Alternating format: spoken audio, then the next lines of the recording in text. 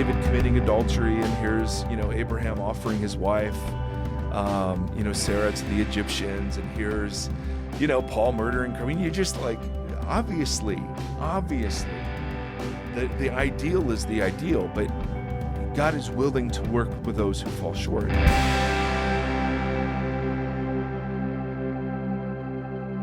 Hey everybody, Mike Erre here. Welcome to the Vox Podcast. So glad you're tuning in. Thank you as always for being a part of our family, our community. There are a couple of things that are like total perks of this effort. One is getting to interview all sorts of fascinating people. So I want to introduce you to my friend Sophie. Sophie, say hello to the international Vox audience. Hey there, everyone.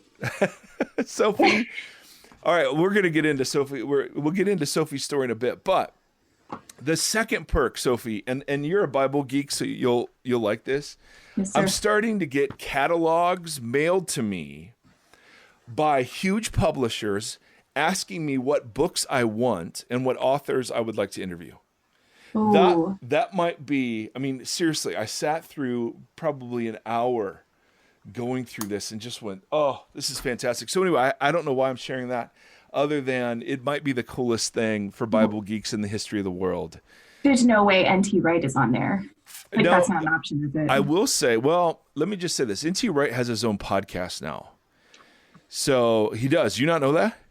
Man. All right. So I guess we'll lose another Vox listener. It is, I think it's just called the N.T. Wright Podcast. And it is N.T. Wright just taking questions in his wonderful accent. Ooh.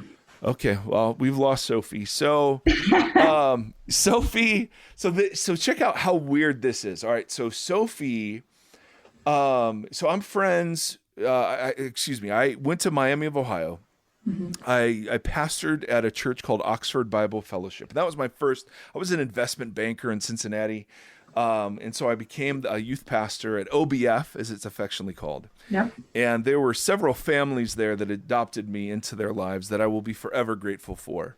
One of them is the Smetana family, Dave and Terry and their kids. And I used to play video games over there. I was just this single punk, didn't know anything about anything. And they just totally adopted me. But as it turns out, all these years later, we have friends in Lake Tahoe who told me about this woman named Sophie, who now lives in Oxford, Ohio, and is in a Bible study with my friend Terry Smetana and going to Oxford Bible Fellowship, which blows my mind. And so, Sophie, hello, welcome to Ohio.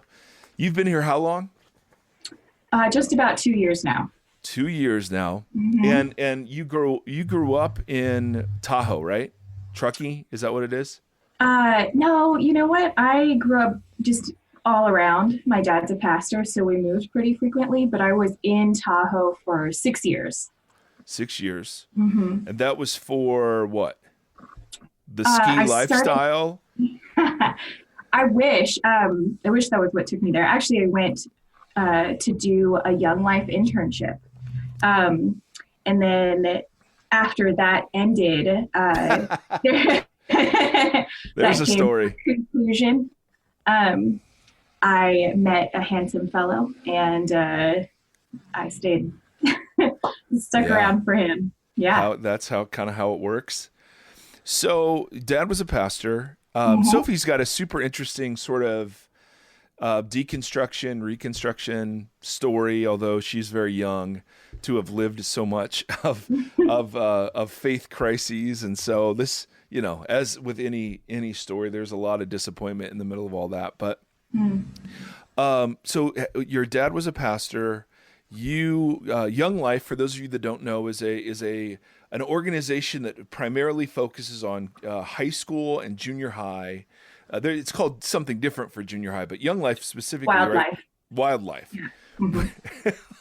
Which is a very appropriate name for those of us who've ever ministered with junior high students. But Young Life is an organization that really works to reach high schoolers where they're at and all those sorts of things. And you were there to be on staff, correct?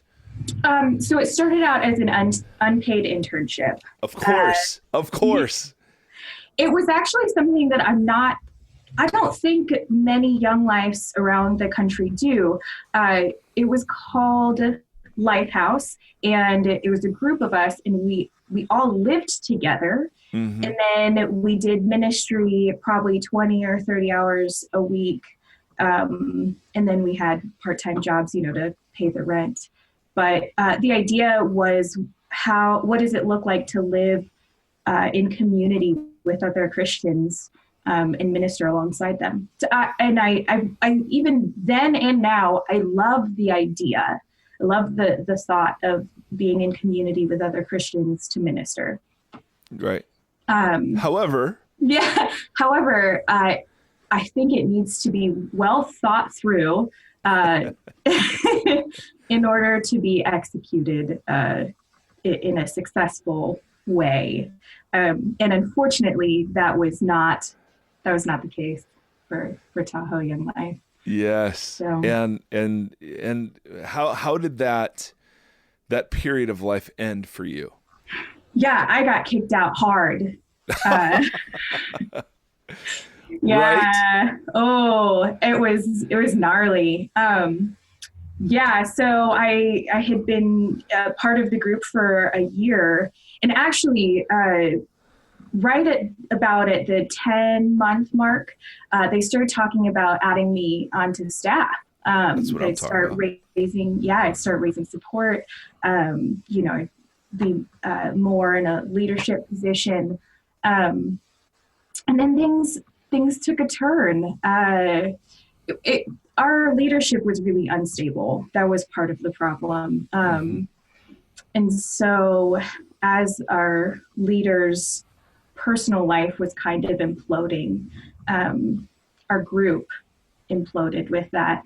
And I was the first one to kind of, get hit with the wake of a lot of emotional and personal and spiritual baggage. So, and I love how that as the leader's imploding, you're the one that has the loads of baggage. I mean, that's always pretty convenient. Yeah, it was. I mean, just the whole thing was so unfortunate, but it was a really, really important part of my life, and I'm grateful now that it happened. Not at the time. I was pretty bummed about it at the time, but yeah, Why are you grateful now? I mean, so you came from a pastor's kid. Yeah. And so you'd been involved in this organization that can be weird and glorious called church. Mm-hmm. Then you have this experience. Yeah. So where were you after that? So this is why I think it was so important that it happened. On paper at the time, I was just the perfect candidate for like ministry, for being like a Christian poster child, basically. Like, my dad's a pastor. I'm giving my life to Christ. I'm, in ministry. I'm in it. And I didn't see, there were blind spots in my life that I wasn't aware of. And then I had this moment where the people, that should be my people, just completely turned their backs on me, and not just turned their backs on me, but there were some really nasty things they said about me, rumors that were going around. As a tiny town, of like 4,000 people, and the group of Christians was small. And so, like I just felt like I couldn't trust a single Christian in that town anymore. And what it did was open my eyes to see what it feels like to be rejected by Christians, to be pushed to the margins. And I don't want to, I know that there are people who have been pushed away in extraordinary ways, and I can't completely empathize with those people, but it opened my eyes in a new way to be like, oh, this happens to a lot of people. They are hurt. They're really wounded by some of the Christian community. And so I'm hyper aware of that now. And I want to be someone who reaches out to everyone, and doesn't, doesn't make them feel less than. Yeah. But your faith wise, it seems like, because when did you get your master's? After that, correct? Yeah, after the fact. So your faith wise, it was still pretty solid, it seems like. Yeah, absolutely. So I had this moment. I remember distinctly. It wasn't too long after I got kicked out. I sat down and I had to say, like, okay, do I still believe that Jesus is true, that he is beautiful, that his message is life-saving, life-giving, and can I disassociate him from Christian? Can I say, can I still believe in Jesus and not like Christian? Because I think it's really easy to conflate the two. And so I had to say, okay, Christians aren't Christ. And so I still had that faith at the end of the day. My trust in Christians just generally was diminished, but that's never happened. That has never happened anywhere else, I'm sure. Right. Oh, yeah, that's such a bummer. And then when did you decide to go get your degree in, what was it, apologetics? Yeah, cultural apologetics. I decided to do that a few years later, maybe 2 or 3 years after the event. Wow. And that was something that, I don't know, did it resolve anything for you in terms of the journey at that point? Do you think it was ultimately a good thing to go and get trained like that? Do you think it's relevant to where people are at these days? I mean, all of those sorts of questions. Absolutely.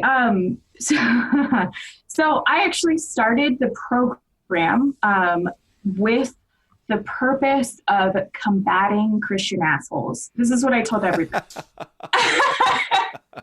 I said, like, that's why I'm going into this field, because I really want to show people that there are those of us that are not jerks. And at the time, it was the motivation that I needed in order to start the program.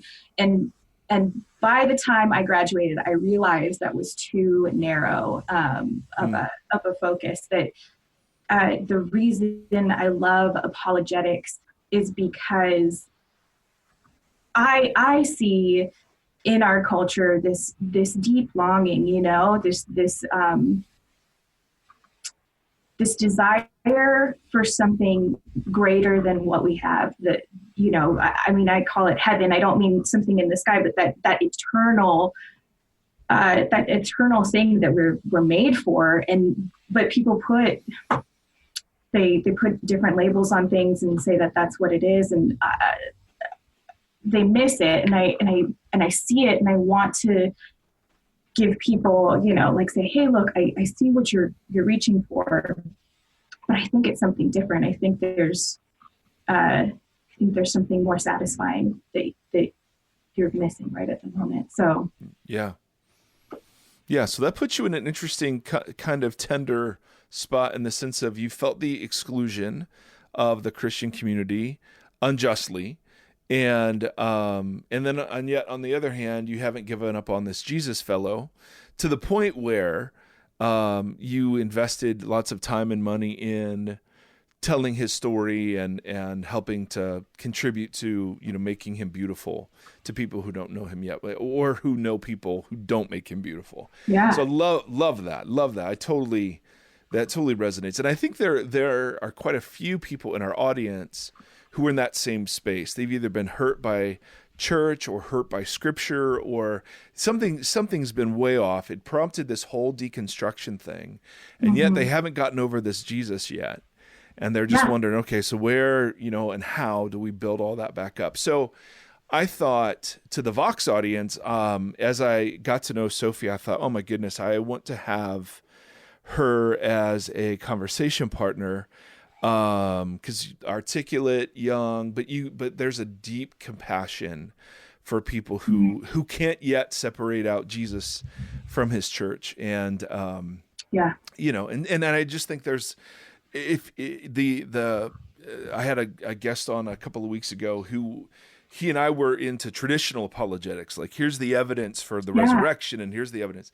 And we were talking about how much that's changed. Now it's not, is Christianity plausible, but now is Christianity even desirable? I mean, does it promote anything good in the world? Yeah. And so I love where you're at. And so anyway, that's a bit about Sophie. Sophie, thank you for telling your story. Sophie is married, has one sweet little dude, Arlo. Yeah. And tell us about the naming of Arlo, because that's amazing. Well, I don't know if it's really that exciting of a story. John and I couldn't agree on a name. And then at the hospital, they were like, here's his birth certificate. What's his name? And we looked at each other, and we'd thrown out Arlo a few times. And my husband was just like, Arlo? Does that? And we went with it. But here's the thing. I don't know if you've ever noticed this. People, for some reason, want the name to have some sort of meaning. Yeah. Oh, yeah. Like, that's a very important thing to them. So we've just started to say, oh, he's named after Arlo Guthrie. We really love folk music. Perfect. Just, you know what? You could make something up. Arlo is Hebrew for faithfulness under pressure. Yeah, and nobody would know. I just think Arlo is such a cool name. And you throw in your last name, Arlo Cherry, and I'm like, I'm in. I'm all in for sweet Arlo. Now, I thought, Sophie, that you and I could work into some Q&A together. So Perfect. I'm going to throw some stuff out. Yeah. And we don't spend, I mean, Sophie doesn't even know the questions. I barely know the questions and haven't spent any time kind of digging through them. So anyway, I just started listening to your podcast from the beginning a few weeks ago, and I'm loving it. Thank you so much. It gets worse, so you're peaking early. I was hoping for some advice. I live in Utah. I'm a 27-year-old single woman, and I work basically with all non-Christians. I know about 150 people, a very diverse group, and I love them all. My problem is how to know the limits I should put on my kindness, if any, when around guys. There are some around my age I just straight up avoid because they look at me too much even though they're married. Yuck. But there are some who sit isolated, and I try to involve in group conversations, and I don't know if I'm giving off friend vibes or more than that. Then I also have an older friend around 50. And by the way, just for the record, around 50 is not old, okay? I hear that from people who are around 50. That is super young, and it's considered the new 20, except you have money. I have an older friend around 50 who has come to my church once. I've been thinking about asking if he wants to study the Bible before work, but I know enough about his life that he makes me a little uncomfortable. I don't want to live safe in a bubble, but I do want wisdom. Some guidance would be much appreciated. So what do you think? How do you balance the kind of missional impulse to like, hey, great, these are non-Christians. Here's somebody that's lonely.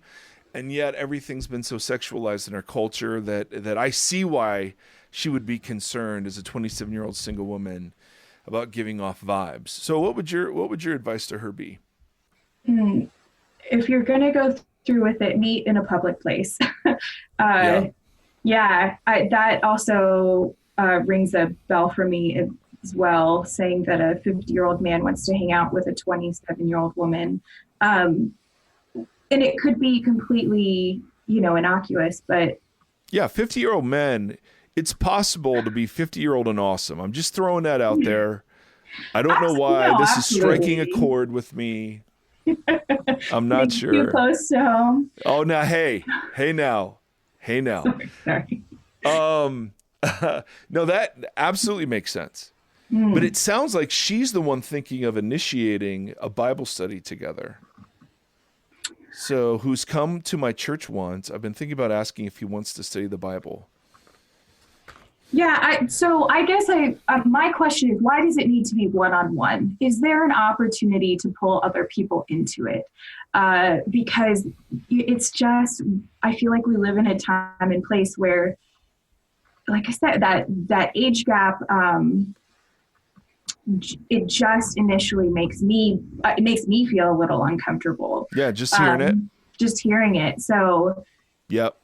I would say, is there a group that you could form? I don't know why it needs to be a, one-on-one situation.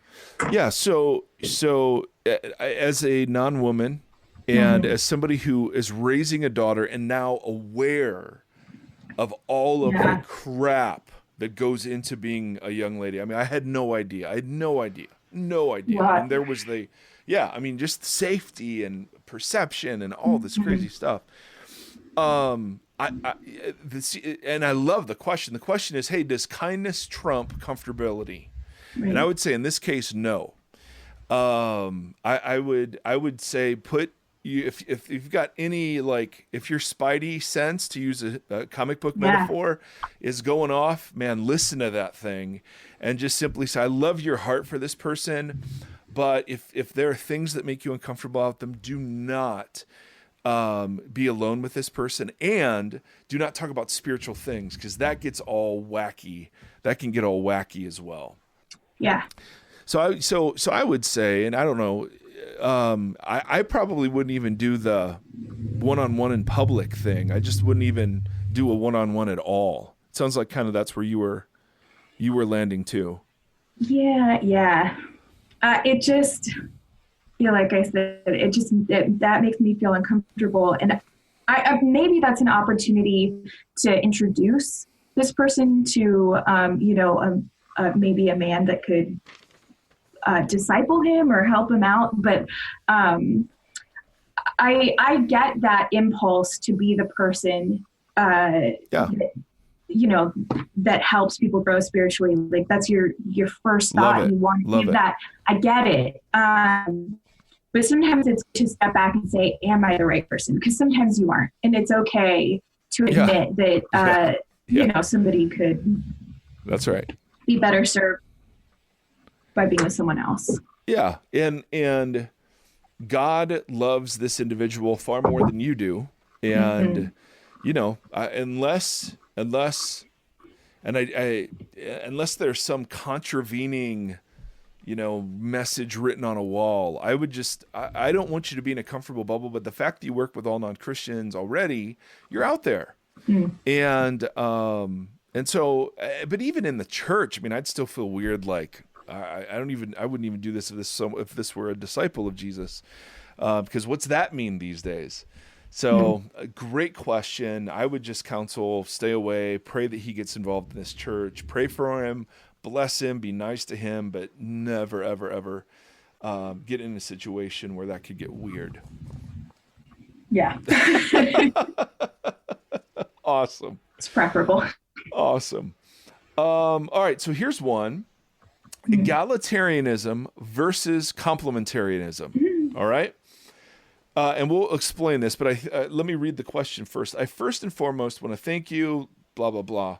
Thank you for the encouragement.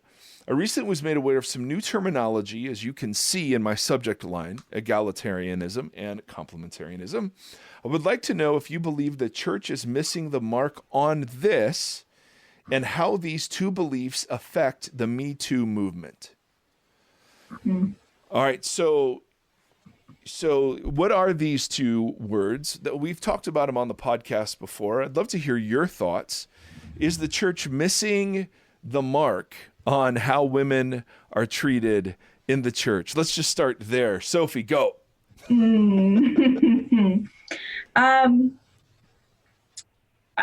Yeah, personally, I think, yes, the church is missing the mark. Especially churches that don't affirm women as being able to be. Okay, yeah. To affirm women in what way? To be in leadership positions. And so here's my problem is that I've noticed that even if churches say, women are valuable and we love women, but we don't see them in leadership, it permeates into different places in the church where, and people maybe don't notice it, or let it slide, but I just see it sneak up in just weird ways. And can you think of examples that you've seen personally? Yeah. If you can off the top of your head, I was just curious what that kind of dripping down looks like. I think of just sometimes, I've noticed sometimes from the pulpit, a pastor who holds, a complementarian view can sometimes exclude women in a sermon. They focus on, they focus on what the man should do in a certain situation and maybe miss what women can do. Yeah. Well, I mean, one of the first churches that we checked out when we moved, the guy was doing a sermon on something Paul said, and he addressed the husbands in the audience 7 times. Like, I was sitting there counting, and I looked around, and I'm never once, and it wasn't even like a gender specific topic that Paul was talking about, and but 7 times he talked about how men could be better husbands and better men, and I looked around, and the congregation was 2/3 women, and I'm just like, you are isolating a bunch of us, and like, what? It's unnecessary. But in that view, the reason there are 2/3 women there is because the men haven't been godly leaders. So the answer is to pound the men more. It's not to address the women, right? Oh, exactly. Right. I mean, it's because the men aren't stepping up. There's only women that want to be leaders, and they can't do it. So yeah, and that's an argument they'll use even dealing with some of the clear examples biblically of women in leadership. They'll say, well, that's just because there wasn't a man who was available. Right, which is so fascinating. It's painful. It's painful to hear. Now, so relate this to the Me Too movement then. Yeah. What is, if women are excluded from leadership, then how does that then play out in all the sexual abuse that, we're seeing covered up by all kinds of denominations, by the egregious sin of some leaders and all of those sorts of things? What's your take on that? On how this debate kind of affects that cultural issue? Oh, man. Well, specifically in the church, I have seen, I've actually been told, that I need to cater to my husband's sexual needs, and that,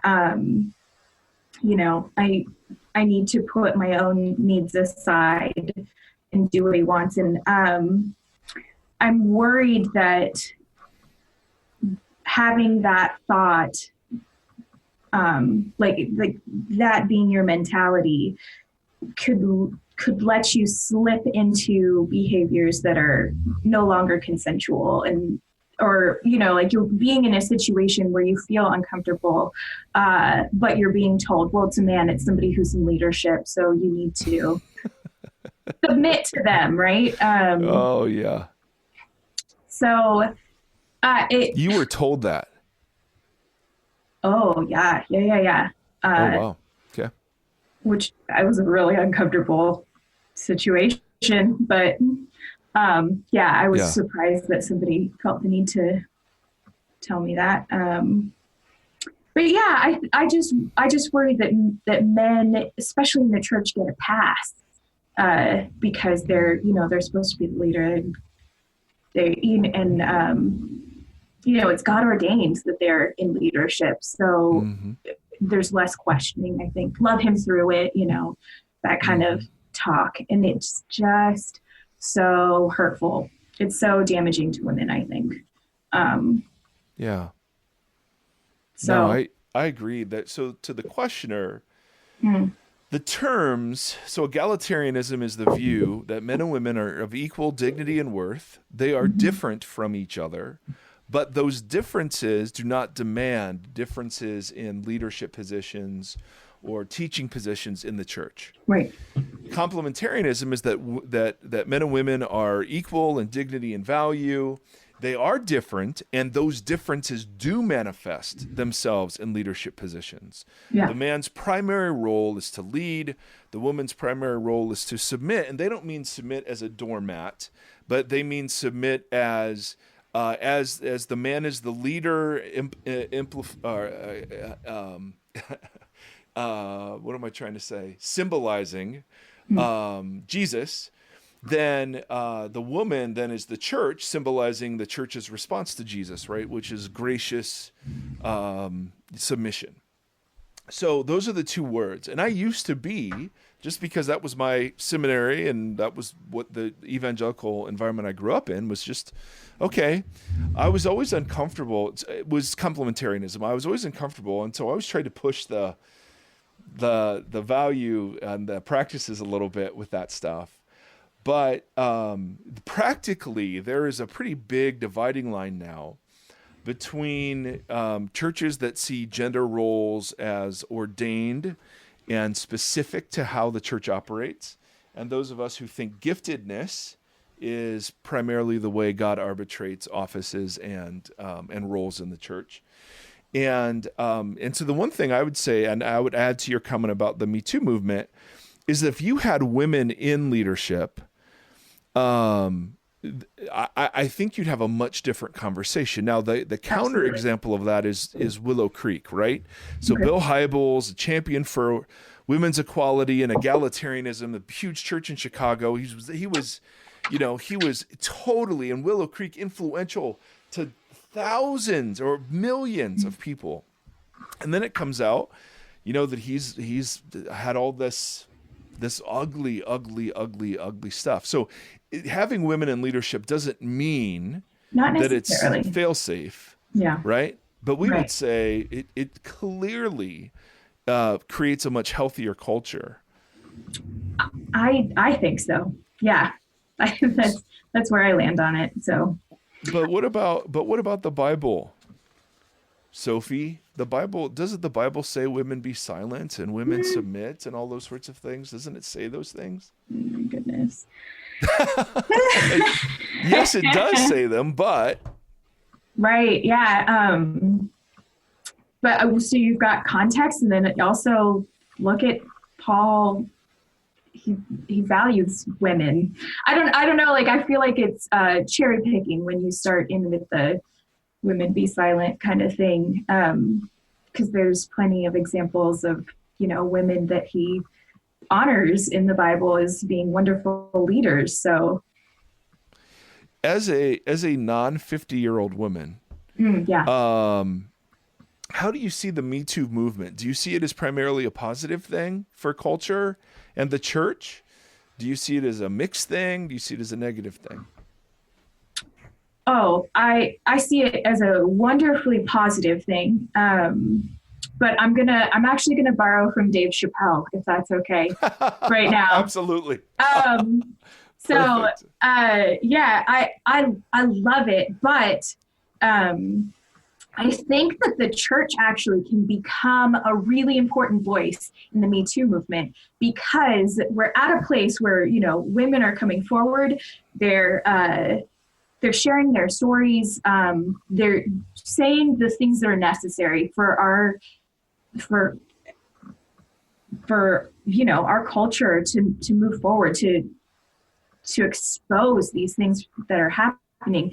But there needs to be reconciliation. It can't just be rage that continues to go. I mean, that anger is going to be, it's important, and it needs to, it's bringing everything to the surface, but there's got to be a point where we have reconciliation so that we can move on.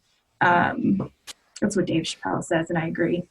Really? About Me Too, or just about reconciliation and restoration? Yeah. But I could see people hearing that and saying, no, there can't be. It's too egregious. There's no letting them off the hook. There's no, it's about time. We have to set the whole thing on fire.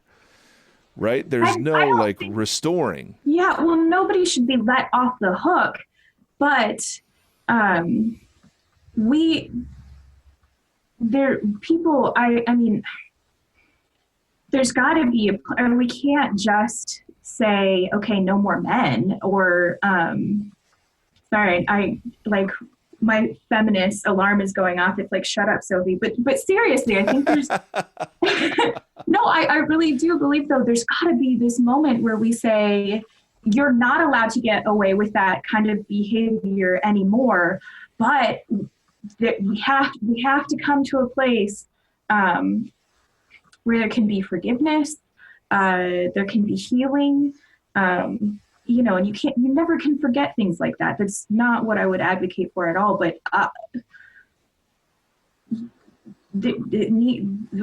something needs to happen rather than just continuing to rage forever and ever, because that's not going to teach the generation of boys coming up how to treat and honor women. Oh, that's it, man. It can't all be deconstruction. It just can't all be. Yeah. Yeah. Oh, I mean, my 15-year-old son and I have dating conversations now that are, I mean, vastly out of the realm of believability of where I was when I was 15, in terms of, and some of that's so good. Some of that is so good. And then there are other parts that are, that are almost paralyzing to him about how to act and how to be. And, and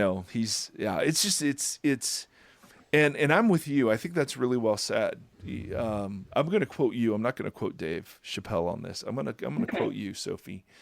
There has to be something else, something after. Yeah. That, because for the Christian community, the ideal isn't women only, in the same way it's not men only. It's somehow men and women together reflecting the Imago Dei in mutual submission. Yeah. Oh, easier said than done, though. Holy cow. So anyway, great question. Let's do a couple of more if you got time. Yeah. You got time? You're good? I've got time. All right, let's go. Let's Leviticus 18. So this is the first sentence of this question. Leviticus 18, period. Leviticus 18, period. Is this what most people in Jesus' day would have had in mind whenever they talked about sexual immorality? Is it still a relevant guide as we think about sexual immorality today? Oh, this is so good. Specifically, do you think Exodus 18:19 is anything to say to us today, or can we just disregard it?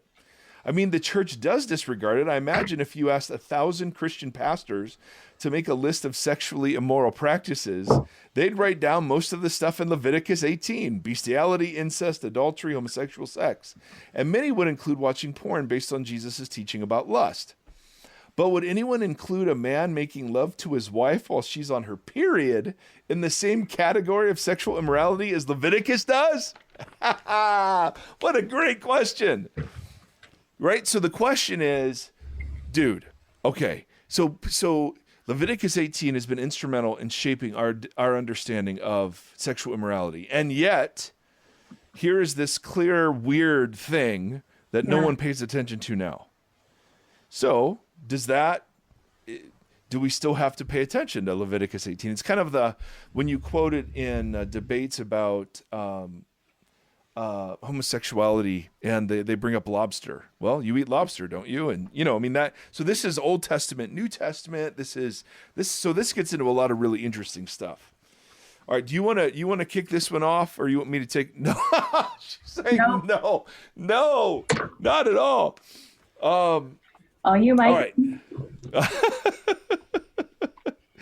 Well, okay. So first of all, it seems like there are two different questions. First is, did this inform what Jesus and the Jewish contemporaries thought of sexual immorality? Yes.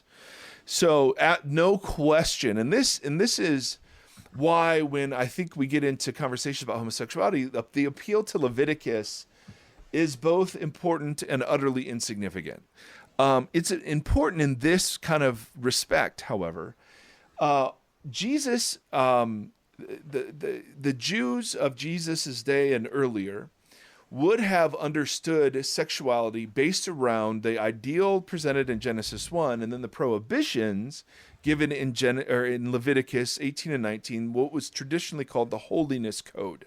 And it's all about holiness, being distinct from your neighbors, not being like the people in the land that you are inhabiting, and dissuading people from the sexual practices of the day and calling them into this Genesis 1 and 2 thing. Now, by the time our language turns Greek, what in the Greek language, the Greek translation of called the Septuagint of the Old Testament, that there was a one word that summarized the holiness code, and that was the word porneia.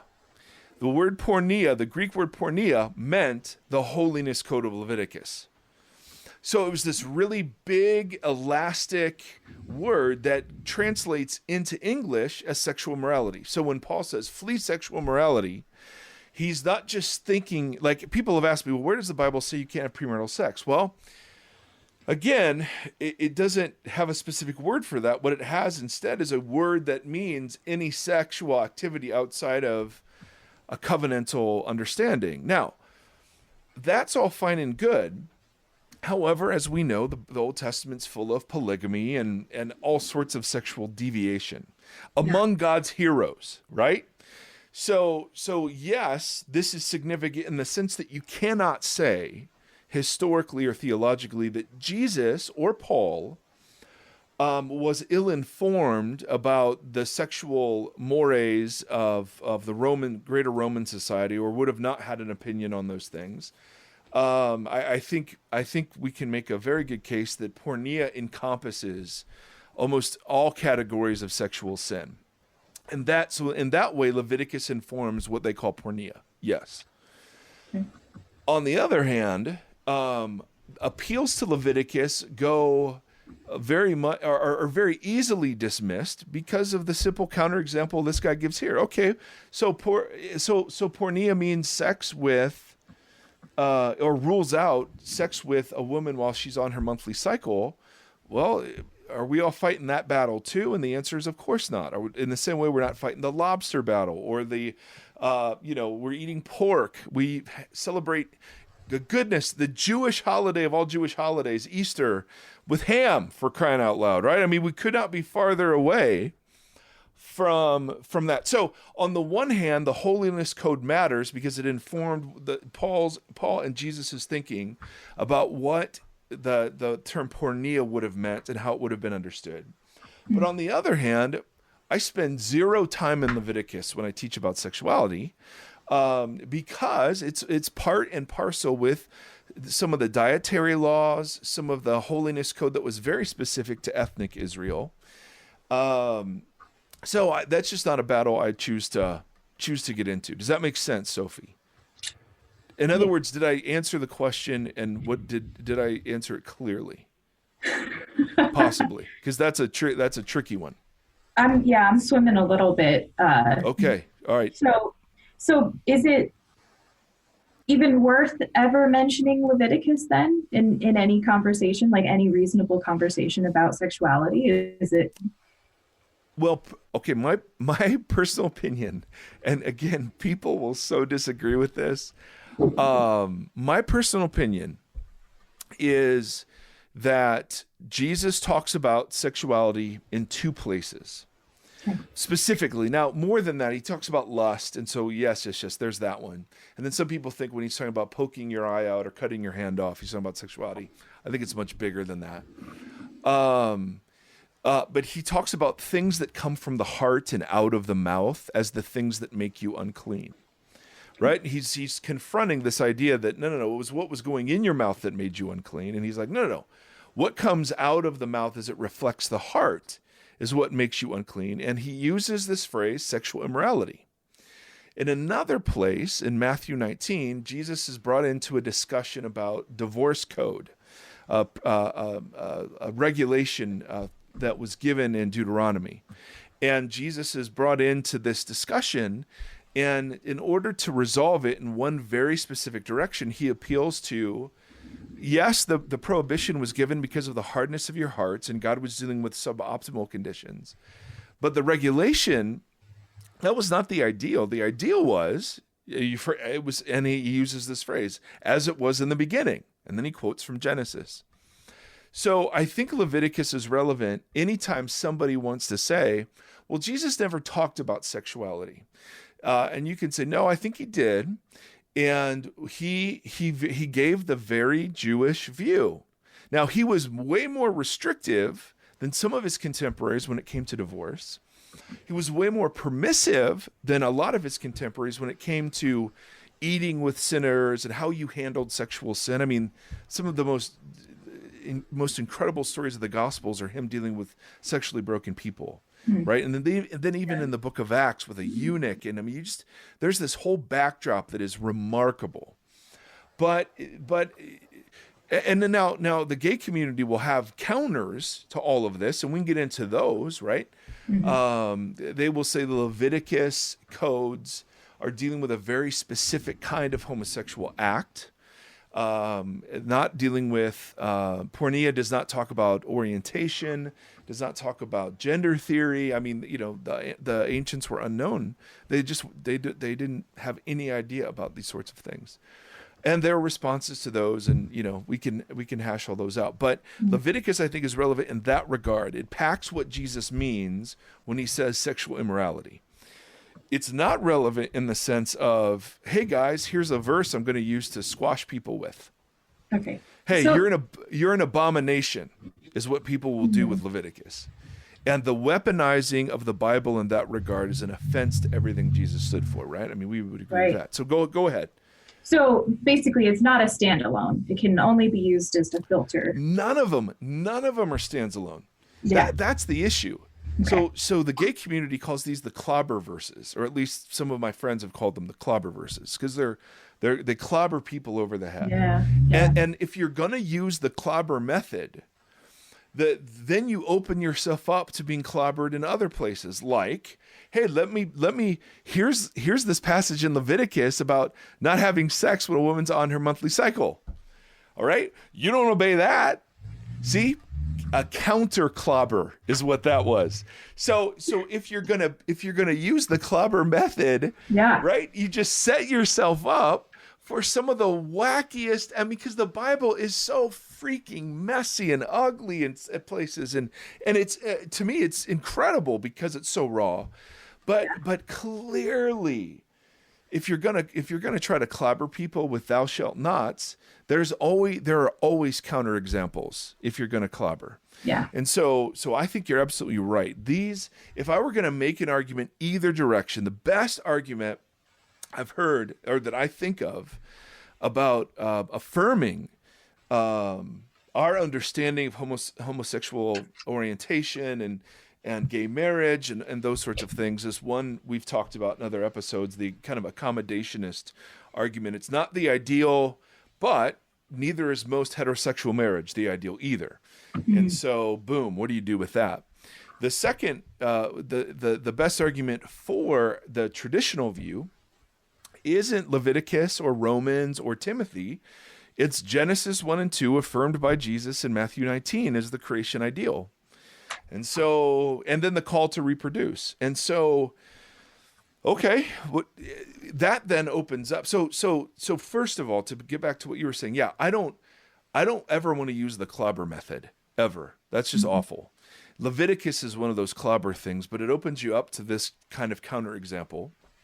So I would much rather tell the story of Scripture in its big picture and how sexuality fits into that, rather than just because, you can thou shalt not anything, and yet, here's David committing adultery, and here's, Abraham offering his wife, Sarah to the Egyptians, and here's, Paul murdering. You're just like, obviously, the ideal is the ideal, but God is willing to work with those who fall short of it. Yeah.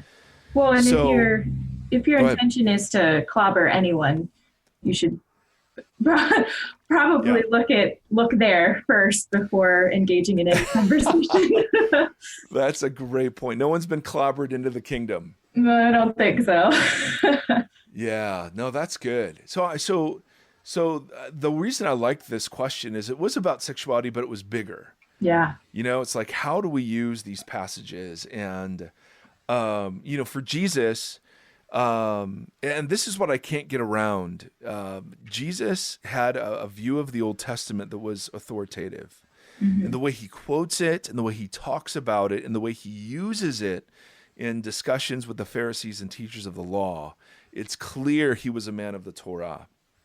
And, that is some good news and some bad news, right? Because the good news, of course, is that Jesus presents what God is like in his holiness in an incredible way.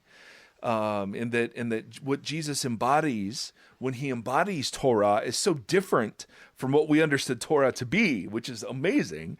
But on the other hand, it means that Jesus is exclusive and inclusive. And that's the hardest thing, Sophie. I'm trying to figure out, like, I'm literally trying to figure out a theology that makes room for Jesus eating with sinners and saying, if you do not hate your mother and father, you cannot be my disciple. Like, so the Jesus movement is exclusive. He made it exclusive, and yet it's the most inclusive thing ever. So I have no idea how to put those things together. Do you? No, I have no idea. Can you help me? No, unfortunately, I cannot. Well, let's work on it, because to me that's because as the more I read the Gospels, the more I'm just sitting, and I know I'm rambling. I'm sorry, but the call, the summons to discipleship, like it was a summons. Yeah. It wasn't a, hey, dude, I love you. I mean, it was, and then repent because the kingdom's here. Okay, but then he was talking to Jews who knew what repentant and kingdom were. But when he's dealing with, like, the centurion, I've never seen such great faith outside of Israel, or I've never seen such great faith within Israel. It just blows my circuits, because there's a sense in which when we've reduced the conversation on sexuality, about clobbering people, about homosexuality, like there's this thing that's being missed on both sides of that equation, right? Because on the one hand, nobody gets to negotiate the terms of surrender to Jesus, right? Yeah. I mean, even though we all try, but on the other hand, Jesus lets me think I'm negotiating the terms of surrender over a very long period of time. And that's what discipleship turns out to be, right? Yeah. So I don't know. Just rambling. But I thought it was a great question. Absolutely. I thought it was a great question.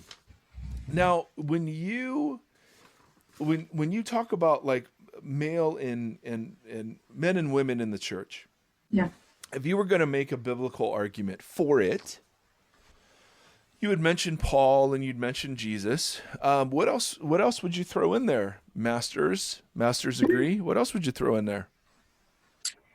I would. Yeah, go ahead. Oh, no. I'm sorry to interrupt you. I was just trying to avoid the,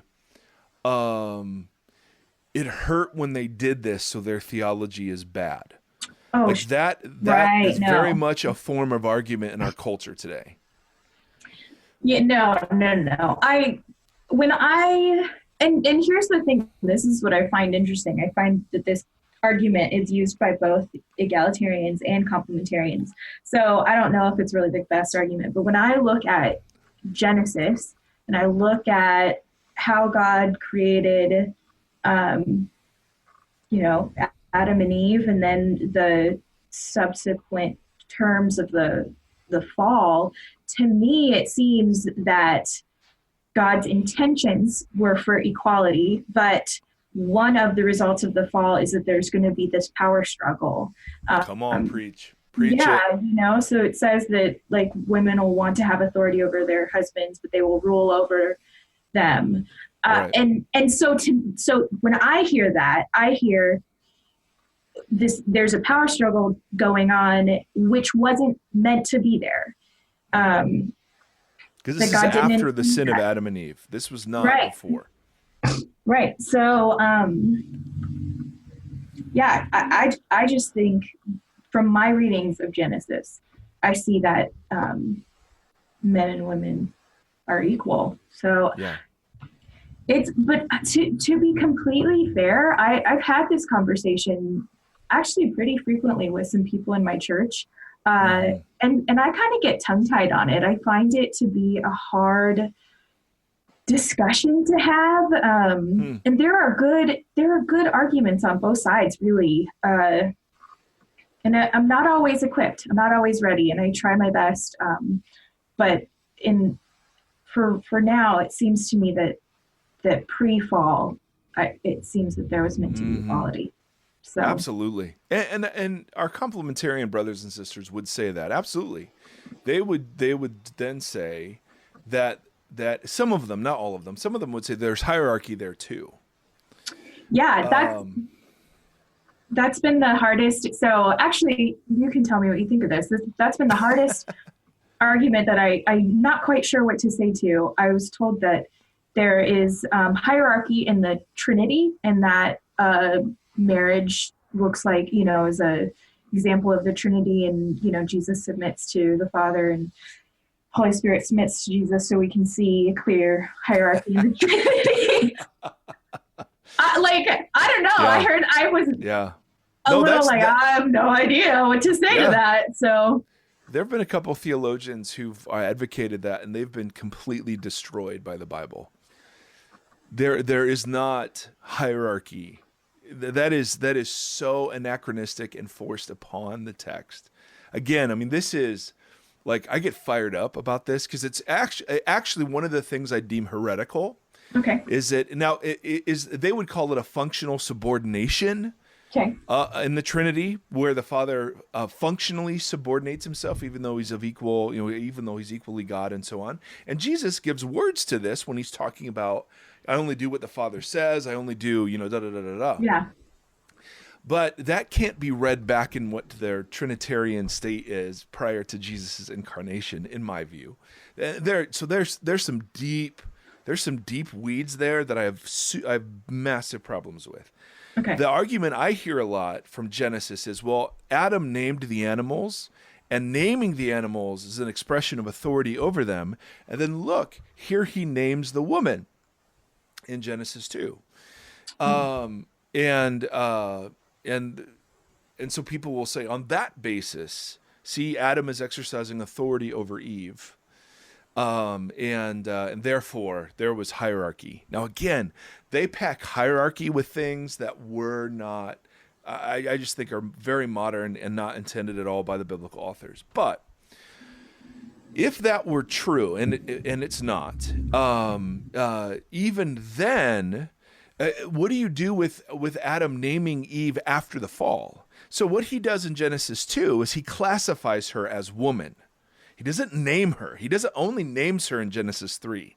And not only that, there's a huge debate over what the Adam is that's naming.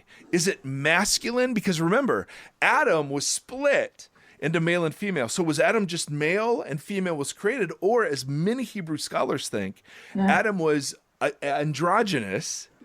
And because the word Adam can either mean the Adam, the man, or Adam, humanity. Yeah. So in Genesis, it's super tricky because it goes back and forth using Adam in a plural way or in a singular way. And there's some, and I know some totally think this is loony, but I think there's some decent arguments that we're not even talking about a gendered male prior to when Adam and Eve become gendered as a male and a female. So. Wow. So if that's true, and that would be a very fascinating discussion for maybe four of us. If that's true, then it wasn't the gendered male who was naming anything. It was the gendered male who named Eve only after the fall. But he just recognized in Genesis 2, that great poem, "You are flesh of my flesh, blood of my blood. You are woman, for you were taken out of man." Well, that was the way that Adam was named, right? Adam was named from the ground. The woman was named from the man, and that was just, those were classifications. Those were not names in the way that the animals were named. Anyway, so I'm with you. The functional subordination argument, we can get into that, but that's really that's been very pounded on, and the way it was initially formulated in defense of complementarity was really, really off. And so There was a guy I used to love named Wayne Grudem, but he started promoting this, and I don't know. There have been some responses to it that I think are just devastating theologically. So I would disagree that there's hierarchy in the Trinity. I think that's very convenient to try to argue that. Yes. And sorry to get fired up, but you're right. I mean that. No. So for me, the argument is Genesis 1 clearly teaches the man and the woman in every way were equal and worthy of dignity. Yeah. Yes, they were different. Of Right. course they were different. So in that way, of course, there's complementarianism there. The man, the woman was called an ezer kenegdo, which was an alike opposite counterpart. Yeah. Right? I mean, really amazing language. So of course, there's differences. But when you get into the New Testament and the pouring out of the Holy Spirit, it's on men and women. And then you see this in the early church. So I would argue that because what the complementarians do is then clobber.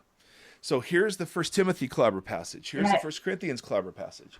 And again, if you're going to clobber, you open yourself up to all the counterexamples, right? Of, well, what do you do with Junia? And what do you do with Priscilla? And all those sorts of things. I'm sorry. I just get fired up.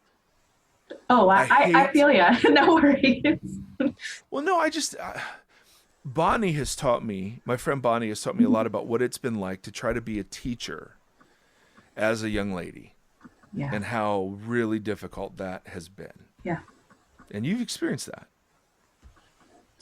To a lesser extent, yeah, I'm sure. Yeah, but yeah, I mean, just the whole, okay, take the teacher off of it and just being a young woman in a church community. And so it's just, I don't know. I think this whole thing that God's doing, blowing up stuff in the church, I think it's absolutely God. Absolutely. Your sin will find you out. Yeah. You know? And end of story. So I don't see it as a bad thing, even though I have to be honest, I look back at things I've said and done, and I'm like, oh my word, I would never say and do those things now. Like, I can't imagine what it would have been like to be a woman in a room, you know, in some of those conversations or whatever. I mean, it's just like, oh my goodness. So anyway, Sophie, sorry. Any final thoughts? Well, just on what you said, I think that's an important part of our journey is looking back, knowing we've done something, you know, that was, we knew it wasn't right. You know, now we know it's not right, and